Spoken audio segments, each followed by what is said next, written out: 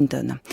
Priver les gens de sorties en nature, dans la nature, est une erreur, un danger même pour leur santé mentale en temps de confinement. Voilà le sentiment en tout cas d'une quinzaine d'écologistes, professeurs en montagne, navigateurs, philosophes ou psychiatres.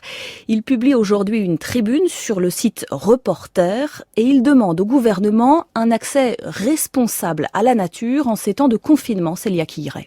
Il ne s'agit pas de se précipiter sur son parapente ou sur un site d'escalade. Il ne s'agit pas non plus de demander le retour des randonnées de groupe ou des pique-niques au bord des lacs. Les auteurs de cette tribune, comme le psychiatre Christophe André, réclament simplement le droit de se promener dans la nature, seul ou à deux, car non seulement cela n'a pas d'incidence sur le virus, écrivent-ils, mais le contact avec la nature et le sport sont bénéfiques pour la santé, surtout en période de confinement. Le fait de marcher dans la nature, dans un environnement naturel, dans la verdure, en bord de fleuve, en bord de mer, apporte des bénéfices, notamment sur l'immunité, sur les niveaux d'inflammation, sur le stress. Donc c'est quand même des choses dont on a besoin en ce moment.